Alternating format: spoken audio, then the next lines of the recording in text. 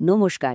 আমরা যখন হাওড়া ব্রিজের মতো বিশাল কোনো স্ট্রাকচার দেখি তখন কি মনে প্রশ্ন আসে না যে এর ভেতরে এমন কি গোপন শক্তি কাজ করছে যা একে এত বছর ধরে টিকিয়ে রেখেছে? চলুন আজ সেই রহস্যের পেছনের বিজ্ঞানটা একদম সহজ করে বুঝে নেওয়া যাক। আসল প্রশ্ন তো এটাই, তাই না? লাখ লাখ গাড়ি, বছরের পর বছর, ঝড় বৃষ্টি রোদ, সবকিছু সহ্য করে কি করে এই ব্রিজগুলো দাঁড়িয়ে থাকে? এর উত্তরটা কিন্তু লুকিয়ে আছে এক অদৃশ্য জগতে, যা আমরা খালি চোখে দেখতে পাই না। তো চলুন একটা মজার জার্নিতে বের হওয়া যাক। আমরা এই বিশাল ব্রিজ থেকে সোজা জুম করে এর স্টিলের ভেতরের একটা ছোট্ট আণুবীক্ষণী কিউবের মধ্যে ঢুকে যাব। ভাবুন তো, ঠিক যেন একটা সন্দেশের টুকরো, আর এই ছোট্ট টুকরোটাই আমাদের সব রহস্যের সমাধান দেবে।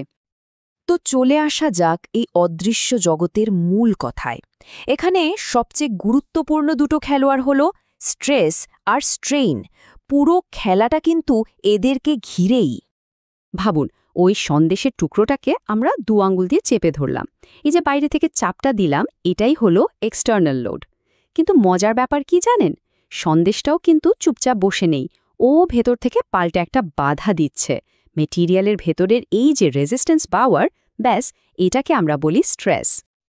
আচ্ছা, এবার চাপ দেওয়ার ফলে সন্দেশটার শেপ তো একটু বদলে গেল, তাই না? হয়তো একটু চ্যাপ্টা হয়ে গেল। এই যে আকৃতির পরিবর্তন, বা যাকে আমরা বলি ডিফরমেশন, টেকনিক্যাল ভাষায় এটাকেই বলা হয় স্ট্রেন। তাহলে ব্যাপারটা কি দাঁড়ালো? স্ট্রেস হলো ভেতরের রেজিস্ট্যান্স, আর স্ট্রেন হলো বাইরে থেকে দেখা আকৃতির বদল। তাহলে একটা সিম্পল প্রশ্ন, যদি কোনো বস্তু একটুও ডিফর্ম না করে তাহলে তার মধ্যে স্ট্রেন কত হবে? একদম ঠিক, 0। কিন্তু রিয়েল লাইফে তো শুধু ওপরে নিচে চাপ আসে না, তাই তো?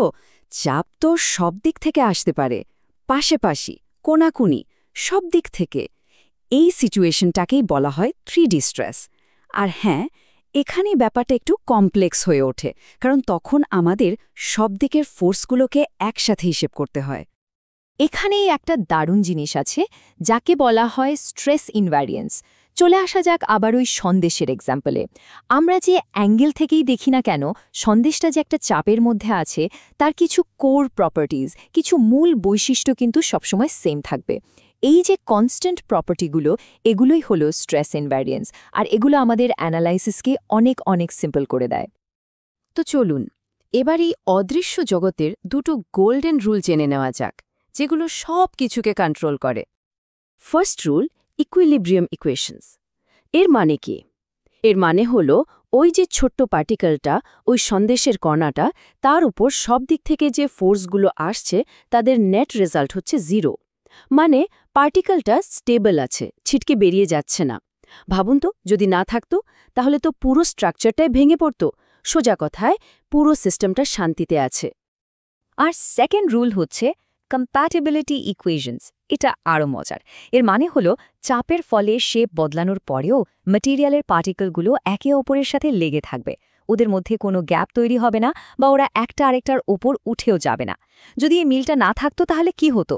ডিফর্ম করার পরেই ম্যাটেরিয়ালের ভেতরে ক্র্যাক ধরে যেত। কিন্তু কম্প্যাটিবিলিটি এনশিওর করে যে সব কিছু পারফেক্টলি ফিট হয়ে থাকবে। এই দুটো রুল মনে রাখার একটা সিম্পল ট্রিক আছে। শুধু এই লাইনটা মনে রাখলেই হবে, শক্তির সমতা, আকৃতির মিল। শক্তির সমতা মানে ব্যালেন্স অফ ফোর্সেস হলো ইকুইলিব্রিয়াম, আর আকৃতির মিল, হারমোনি অফ শেপ হলো কম্প্যাটিবিলিটি। কেমন সোজা না? আমরা দেখলাম যে 3D অ্যানালাইসিস কিন্তু বেশ কমপ্লেক্স, তাই ইঞ্জিনিয়াররা কিছু খুব স্মার্ট শর্টকাট ব্যবহার করেন। ওনারা অনেক প্রবলেমকে 2 ডাইমেনশনে বা 2Dতে নিয়ে এসে ভাবার চেষ্টা করেন। উদাহরণ হিসেবে ধরুন একটা পাতলা পাপড়ের মতো জিনিস। এর থিকনেসটা এত কম যে আমরা ওই দিকে স্ট্রেসটাকে ইগনোর করতে পারি। একেই বলা হয় প্লেন স্ট্রেস। আবার উল্টো দিকে ভাবুন একটা বিশাল লম্বা ড্যাম। এত লম্বা যে এর যে কোনো একটা 2D স্লাইস কেটে নিলেই পুরো ড্যামের সিচুয়েশনটা বোঝা যায়, কারণ পুরো লেংথ জুড়েই ব্যাপারটা কম বেশি একই। একেই বলা হয় প্লেন স্ট্রেন। আরেকটা খুব ইন্টারেস্টিং প্রিন্সিপাল আছে, সেন্ট ভ্যানেন্স প্রিন্সিপাল। আবার ওই সন্দেশের কথা ভাবুন। যদি একটা সূচ দিয়ে জোরে খোঁচা দেওয়া হয়, ঠিক ওই পয়েন্টে স্ট্রেস হবে প্রচণ্ড, কিন্তু ওই জায়গা থেকে একটু দূরে সরে গেলে দেখা যাবে স্ট্রেসের এফেক্টটা ছড়িয়ে গেছে ইভেন আউট হয়ে গেছে, মানে লোডটা ঠিক কিভাবে দেওয়া হচ্ছে তার ইম্প্যাক্টটা শুধু লোকাল, দূরে গেলে ব্যাপারটা ইউনিফর্ম হয়ে যায়। তো এবার মনে করার চেষ্টা করুন তো, প্লেন স্ট্রেস আমরা কোন ধরনের স্ট্রাকচারের জন্য ব্যবহার করি? পাতলা জিনিস নাকি খুব লম্বা জিনিস? একদম ঠিক, পাতলা জিনিসের জন্য। এতক্ষণ তো অনেক থিওরি নিয়ে কথা হলো, এবার চলুন দেখি এই সব কিছু একটা রিয়েল ব্রিজে কিভাবে অ্যাপ্লাই করা হয়, কিভাবে এই মাইক্রোস্কোপিক জগতের জ্ঞান দিয়ে বিশাল বিশাল স্ট্রাকচার বানানো হয়। তো একজন ইঞ্জিনিয়ার ঠিক কি করেন? স্টেপ 1, ওনারা পুরো ব্রিজটাকে একটা সিঙ্গল বডি হিসেবে ধরেন। স্টেপ 2, এর ওপর কি লোড আসছে সেটা ক্যালকুলেট করেন, গাড়ির ওজন, নিজের ওজন, বাতাসের চাপ, সব।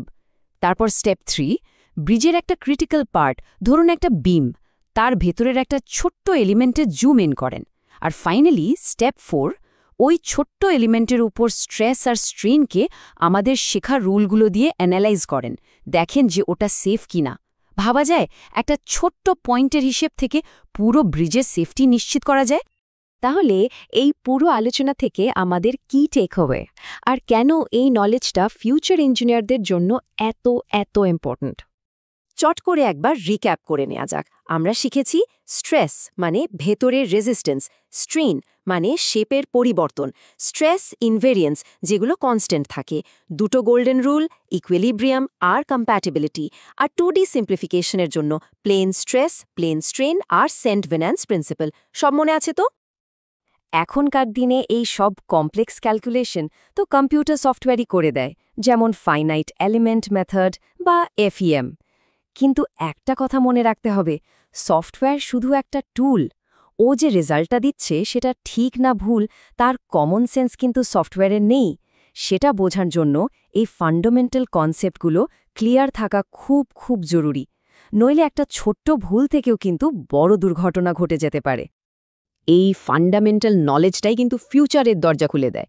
ভাবুন তো, AI ব্যবহার করে আরও এফিশিয়েন্ট, আরও হালকা স্ট্রাকচার ডিজাইন করা, বা নেক্সট জেনারেশনের মেগা স্ট্রাকচার তৈরি করা, সবকিছুর ফাউন্ডেশন কিন্তু এই থিওরি অফ এলাস্টিসিটির মধ্যেই লুকিয়ে আছে। এই জ্ঞানটাই আমাদের শেখায় কিভাবে প্রকৃতির ফোর্সগুলোকে বুঝে তাদের মানুষের কাজে লাগানো যায়। তাই শেষ কথা হচ্ছে, শুধু ফর্মুলা মুখস্থ করাটা ইঞ্জিনিয়ারিং নয়। আসল ইঞ্জিনিয়ারিং হচ্ছে এর পেছনে যে একটা ইনভিজিবল ওয়ার্ল্ড কাজ করছে সেটাকে ফিল করা। তো ফর্মুলার পেছনের এই অদৃশ্য জগৎটাকে এক্সপ্লোর করার জন্য আমরা কি তৈরি?